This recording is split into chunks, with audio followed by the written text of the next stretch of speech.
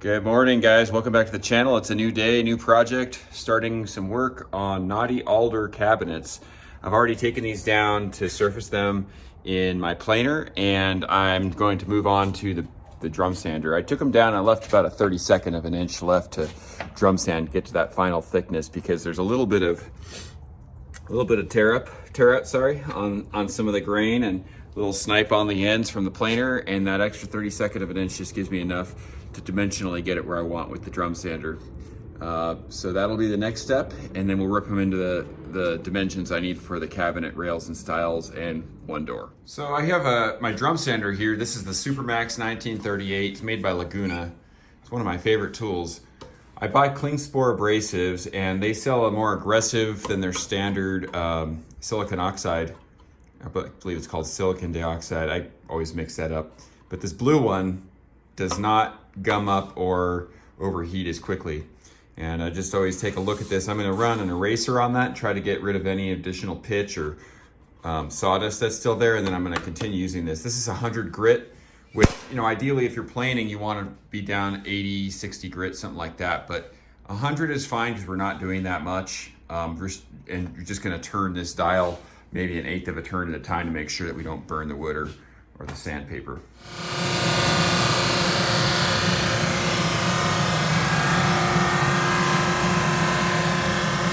I'm going to do a quick blade swap. These are both 40 tooth combination blades, but this Tenryu gold metal, it just cuts like glass, and I just got it back from the sharpener. And the less sanding I have to do on the edge that I cut, the more time I save. Not that I don't love the forest, but it's better for more aggressive work. Just a short safety tip here. I never raise my saw blade more than about 1/8 or 1/4 inch higher than the work I'm working on, because it's better to cut your finger than to cut it off. And I see a lot of videos where that blade is like all the way up there. You're just asking to lose something. So just food for thought. Cut turns out the same in my experience. And this is a 1.5 inch. I'm also gonna rip some alder for another project I'm working on at the same time. All right, I got all the alder ripped into 2.5 inch length for the rails and stiles for the shaker door, and the rails and stiles for the face frames on the cabinets, and then also some screen molding in 1/4 inch. And I went about 5/100ths of an inch thicker than the nominal dimension that I need at the end. So that's because there's a little bit of burn marks inevitably. And I'm just gonna run this with the drum sander with 1 pass each and take care of those and get it down to the final dimension. Okay, there's my cut list. I have my alder, and I put my stops, 34.5. Those are gonna make it so each cut is the same. And I'm gonna go ahead and get these cut with my 80 tooth finishing blade. Okay, I got all the rails and stiles cut, and now I'm gonna drum sand the edges. I cut these about, I don't know, a 1/16 wide, so that I have a little bit of extra space to sand these down and get them to the right dimensions. And I'm gonna take care of this for my neighbor. They need to get this in their drawer. Being a carpenter in the suburbs is kind of like owning a pickup truck in a college town. Okay, I got all the rails and stiles drum sanded on the edges so we don't have burn marks anymore, and they're now to the perfect nominal dimensions, 1.5 by 3/4. And I'm gonna do some pocket holes on the rails here, which are gonna basically put 2 holes on each end. So I have my jig set up at 3/4 of an inch depth here, and the depth on the drill bit with the vacuum hooked up to keep it nice and neat. All right, so that's our first one. We just have a few more to go, and then on to getting some other things assembled. All right, got this one done. I just have a few more to go. This will be the one that holds the drawers. We have a 6, a 10, and a 14 inch drawer on this one. All right, got the track saw laid out and cut a 35 and 3, I guess I went to 3/4 to downsize just a tiny bit, make easier installation on this sheet of 1/4 inch HDF for the bases. And now I'm gonna flip it sideways and get some cross cuts out of there. And then I'll do some more with another sheet if needed.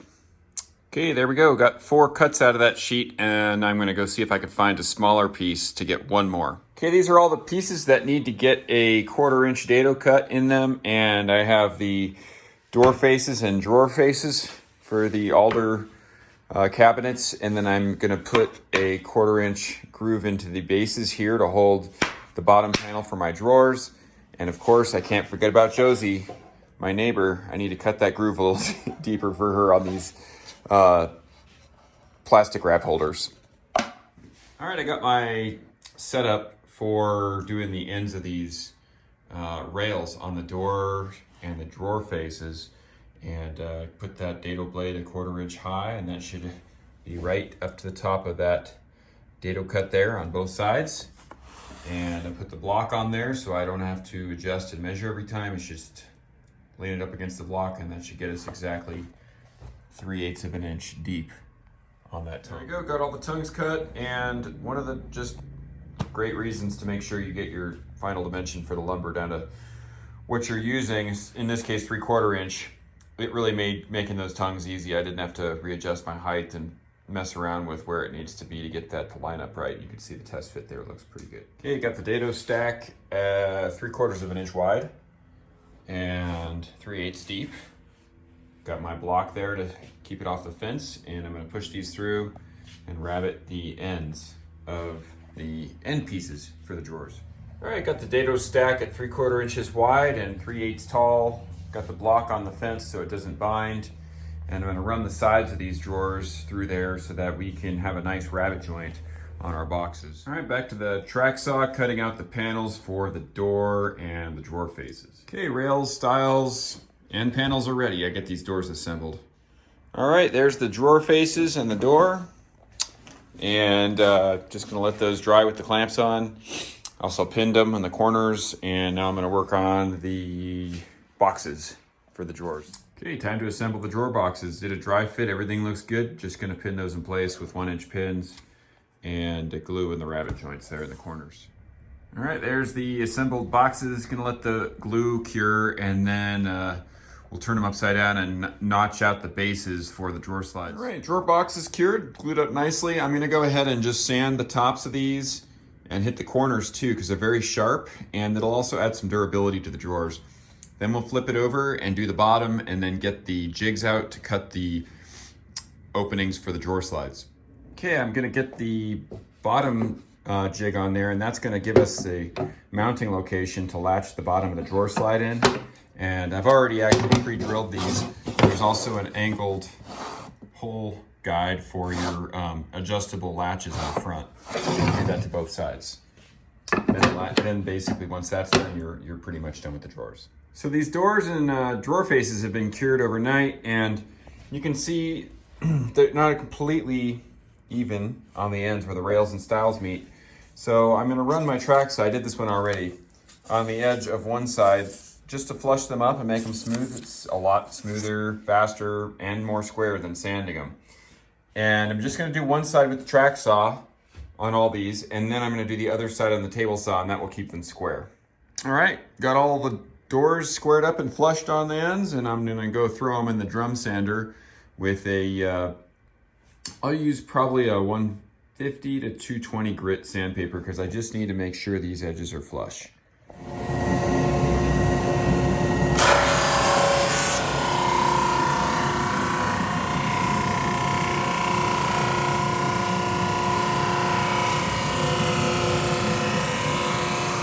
They're all drum sanded, perfectly flat. I love the drum sander. Just makes sanding so easy.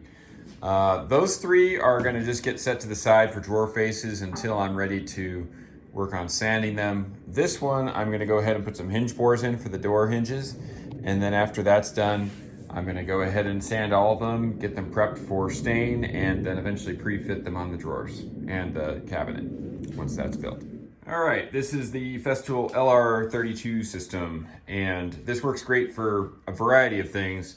One of them being hinge bores, which is what I'm doing today. I've got my depth stop set to do a 9/16 inch deep cut with this proprietary hinge boring tool. And I marked the spot that this is gonna get locked in at, and I'm gonna repeat the same on the opposite end. I already have an arrow that's on that side that'll also be in the same location. It'll only take a couple minutes once it's all set up, and you'll get perfectly located and perfect depth bores. All right, I got the hinge bores cut out, and now I'm gonna go ahead and get the holes pre-drilled. I'm using a center finding drill bit by Make It Snappy, and then my right angle square is holding this hinge so that it's in the right position. It's running parallel to the side of the door. All right, this door is ready to get sanded. What I'm gonna do, since I already got it down to a 180 on the drum sander, I'm gonna raise the grain right now with this spray bottle. I'm gonna do the whole door and rub it in with a towel, wipe it off so any excess is clear, let it dry, and then I'm gonna hit it with a 150 grit. Then I'm gonna do the same thing with the spray bottle and then drop it down to 220. All right, getting ready to cut up this panel, and you can see this corner's a little busted, so I'm gonna just go ahead and cut that off. I have a track square on there so that we get a nice clean square rip, and then I'll be cutting it down and making the other panels that I drew out on that test sheet earlier. Great way to make quick, accurate cuts. The Woodpecker's parallel track system. There's several brands. I chose Woodpecker's because it fits in a sustainer. But this is just gonna make this 22 3/4 inch cut repeatedly exactly the same all the way down. Really easy. All right, I got all the panels cut, and after laying them out and sorting which are sides, which are tops, which are bottoms, I'm gonna go ahead and domino those with my my mortising tool. Welcome back, guys. Last night I remembered I had to cut one more panel, and it was a storm is coming, and these sheets are in my truck, so I decided to just try to do an accurate cut out of the back of my van, and of course gravity won and pulled that piece apart and damaged the corner as it was cutting because I didn't have it firmly supported. So I filled it in with OD Quick Stick, which is like a hard epoxy, kind of, you mold it in your hands. It works great for paint grade carpentry that's gonna get painted.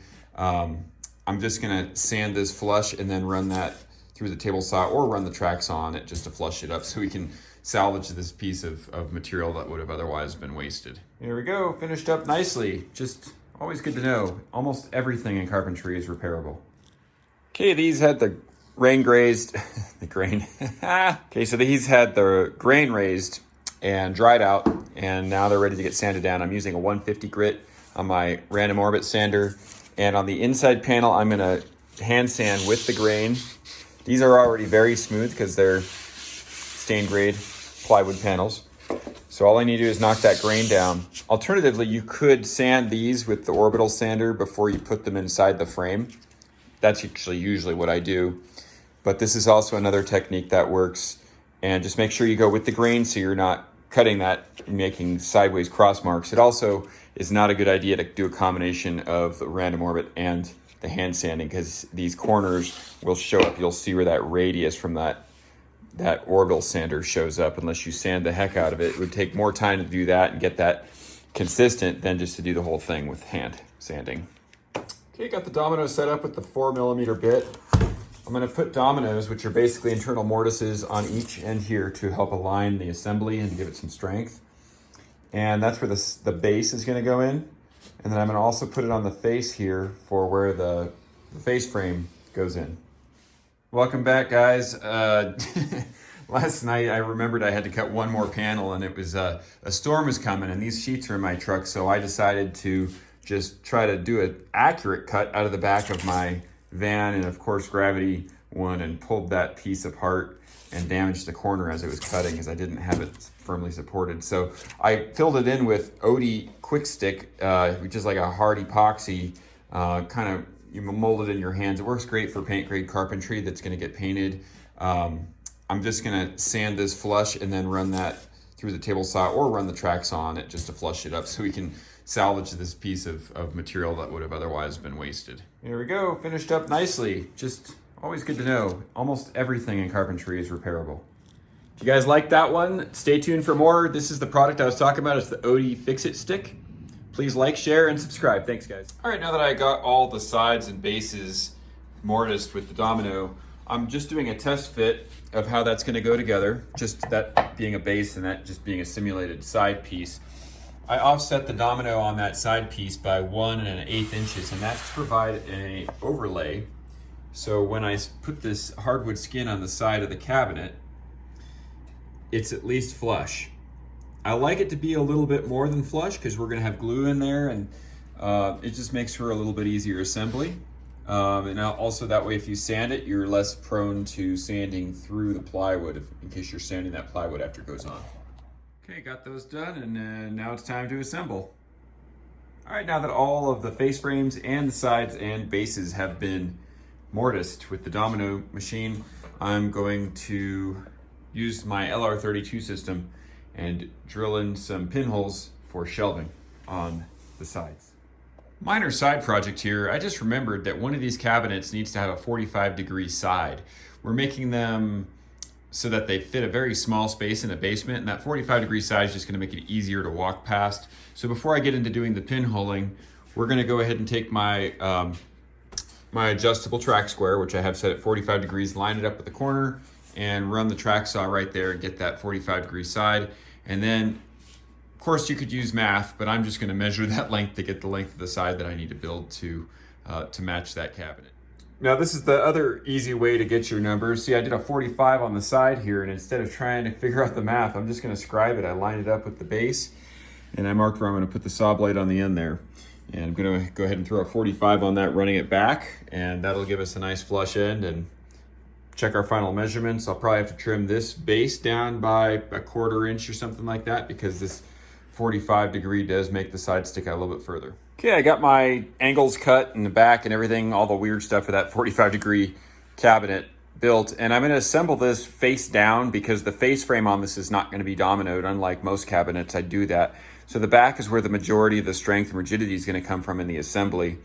And then once the back is on, I'll go ahead and I can domino at least one side of the face frame, and the other side will just get a hefty amount of glue. All right, there's the pre-fit of the back. I already glued and pinned the sides in, but I want to get that pre-fit so that I can get everything lined up and then get a nice healthy bead of glue around the back before I go ahead and put that back on. Then I'm going to pin all the way around to hold it in place, and then I'm going to throw screws in on the vertical sides, and these tapered sides are just going to be held in place by the glue. Okay, all glued and pinned. I'm going to use these 1 1/4 inch cement board screws. They work great on MDF. They have a nice flat head. They countersink themselves, and they just have really strong bite. I'm going to pilot all these with a 1/8 inch drill bit and put probably 3 to 4 per side. Okay, I got this corner cabinet built. I put a reinforcement in up there just to give it some more support, as well as an internal 45-degree angle piece that's glued in to support it even more there. And then I'm gonna now go ahead and drill the pinholes on this one now that it's assembled. On the other cabinets, I'll drill those pinholes before assembly. All right, now I'm set up to do the LR32 pinholes for the shelves. I have everything clamped to the table so it stays still. I set my guides at 40 millimeters, so it's a little about 1.5 inches from the edge those pinholes are gonna go in.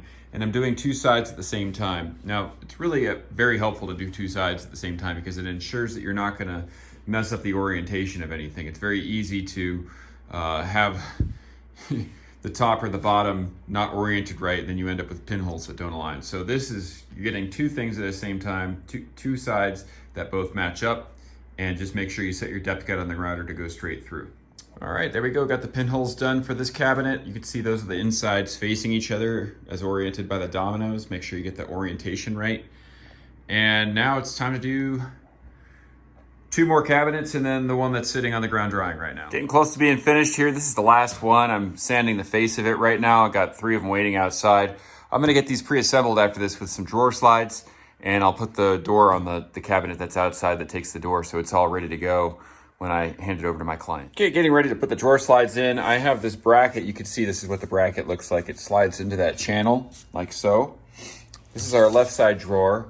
And on the bottom, I always put a spacer. We have 1 inch to fill there between the bottom of this and being level with the base of this. So that's gonna give us a level drawer. And then I'm gonna use a special type of vice grip clamp. I'll show that in a minute. That squeezes this into the side, and that ensures that you have a square line based on this square piece of lumber here. And then we're just gonna simply take an extension on a screwdriver and screw those to the back wall with two wood screws. Okay, you can see that's been screwed in, and this is the clamp I'm talking about. This is made by Craig. It's an auto tensioning sort of vice grip. Now that that's clamped, I'm gonna use a self-tapping 1 inch wood screw to get that flat in there with a flat head on there, so it holds it nice and flush and stays out of the way of the drawer once it gets in there. Okay, there we go, got it in, and I lied. These are actually not even wood screws. These are technically sheet metal screws, but I find that those small threads work really well in hardwoods. They just get a better grab and they're less prone to split or separate the wood. They're very similar to the Craig pocket screws. And you can use Craig pocket screws. These are just cheaper. Okay, for these upper drawers, I'm gonna use this. I guess it's a type of a jig. This is sold by Rockler, and it's designed for, it's a universal undermount drawer slide magnet that holds it in place. Look at this. And then we're going to take it over here. We're going to, of course, put the bracket on the end. And I'm going to clamp this to the front of the cabinet. And that holds this 90 degrees to the cabinet on the upper slides. I'll show you what that looks like in just a minute. All right, there you go. And then I always make sure while I'm screwing that last one in, the other hand is holding this up just to make sure that this stays flush with the top where it's supposed to, so we get that 90-degree angle we're looking for. Okay, slight correction. When I was demonstrating with one hand earlier, I put the drawer slide on this side. It needs to go on the back side of that so that you can actually get your screw in there while it's holding it, which is kind of a neat feature. I already screwed it in the back there, you could see, but this basically held at 90 degrees while I was able to do that. And then I typically squeeze this together just to make sure that the top of the drawer slide is up against the stops here so we get a nice 90-degree angle. Okay, I got all the slides in. I have the top one fully extended so that I can just drop that box over there right on top. And then I'm gonna pull these plastic pieces in until they latch into the adjustable latches on the drawer. You'll hear a click. And then I'll push it forward and it should go all the way back. If there's any sort of stickiness or hanging up, I can adjust the heights or the back. You could see actually in the back of these, they have a little bit of play. So if they're not in there perfectly square to the front, they'll adjust themselves. If it's still tight, you can always pull those out and adjust them, but they all seem within about 3/8 of an inch from the side there, which means that they're pretty square. Moment of truth.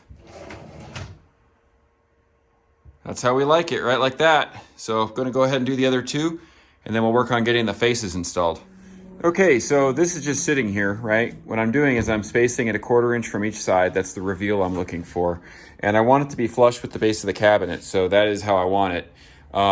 What I've learned, the easiest way to get these on is take that 23 gauge pinner. I'm gonna put a couple of those right through the face of this thing into the drawer, and that'll hold it in place. Left, right, up, down. Then I'll pull it out and I'm gonna clamp it and then put some screws in from the back that you can't see. All right, so that's hanging on right now. You can see there's just enough space here to get a screw into the thick part of the frame. And so I'm gonna come in, I'm gonna pre-drill with a countersink and put some screws top and bottom, both sides. I was mistaken. I missaid countersink. I use a flathead on these. These are actually the Craig pocket hole screws. I like to use those for this because they give you a little bit more bite on the end since we're not going into too much material here. We got one on each corner and that drawer is now right where I want it permanently. So the dimensions I designed these for is to have a 1/4 inch space, and I'm just using a 1/4 inch piece of scrap to space those. And I've already pinned that in so I can pull this out and that'll stay put. And now I can go ahead and do the screwing from the back, and then I'll do a 1/4 inch here, do that one, those will be set. All right, there it is. That one's all done. I'm gonna go ahead and pull those drawers out. It's just a lot easier to move with them out because it's just extra weight, and they'll go back in place just right where they are now that everything's set.